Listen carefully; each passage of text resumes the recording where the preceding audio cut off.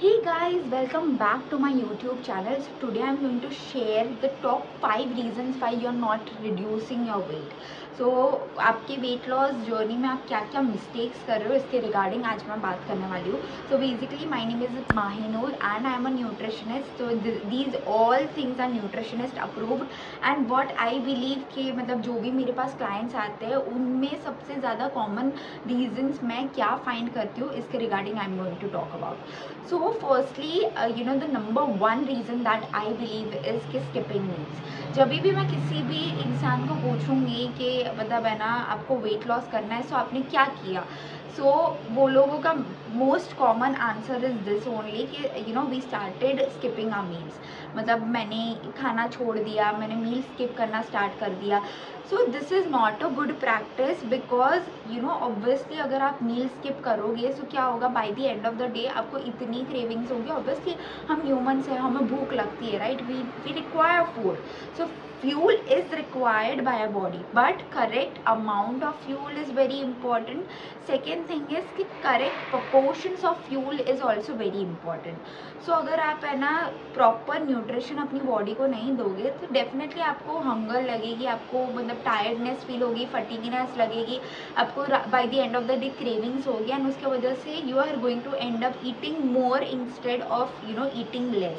सो क्या होगा कि फॉर एग्जाम्पल रात हो गई है, ठीक है, आपने पूरे दिन तक है ना फॉर एग्जाम्पल आपने डिनर स्किप किया, हमने पूरे दिन तक वेरी लो कैलोरी फूड खाया, डिनर स्किप कर लिया एंड उसके बाद क्या होगा कि आपको नींद नहीं आ रही because obviously you are feeling very hungry, right. So उसके वजह से आपको नींद नहीं आ रही एंड उसके वजह से फिर आप उठोगे, आपको लेट नाइट क्रेविंग्स होगी एंड आपके घर पर अगर चिप्स का एक बड़ा सा पैकेट है, आपने वो खा लिया फॉर एग्जाम्पल, सो वो चिप्स के पैकेट में बेसिकली 200 to 250 किलो कैलोरीज जितना काउंट कर सकते हैं हम, नॉर्मली इतना रहता है कैलोरिक इंटेक. आप वही चीज़ है ना हमारे जो इंडियन मील का देखोगे, तो हमारे इंडियन मील में भी नॉर्मली 250 to 300 कैलोरीज में आपका मील इंडियन मील ले सकते हो आप, जिसमें आपने एक चपाती डाल दी, एक दाल डाल दी, एक सब्जी डाल दी, सैलेड डाल दिया, तो ये अराउंड 250 to 300 किलो कैलोरीज का मील होता है.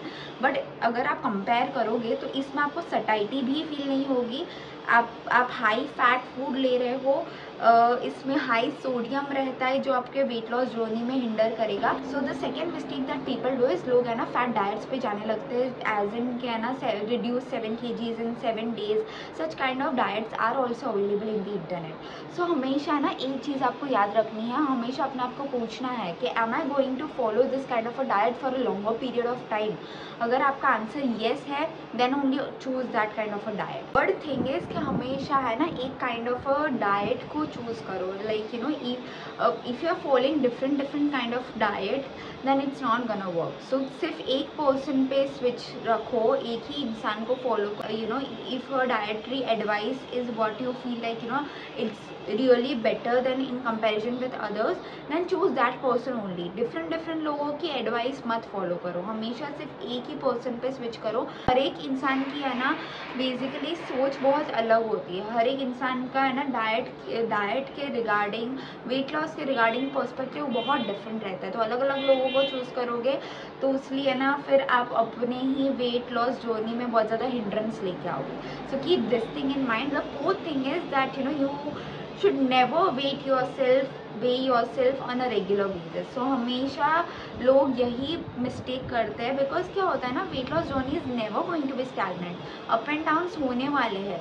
सो अगर आप अपने आप को रोज़ मेजर करोगे सो आप अपने आप को इतना स्ट्रेस में डाल रहे हो. फॉर एग्जाम्पल आज आपने मेजर किया, आपका वेट लॉस हुआ, कल आपने अपने आप को वापस मेजर किया, मे बी 100 to 100 grams बढ़ गया है. तो आपको होगा, आपको डीमोटिवेशन फील होगा, आपको स्ट्रेस फील होगा. अगर आप स्ट्रेस्ड हो, अगर आप डीमोटिवेटेड हो, अगर आप हैप्पी नहीं हो, सो ये सारी चीज़ें आपके वेट लॉस जर्नी पे ओवरऑल ज़्यादा अफेक्ट करेगी.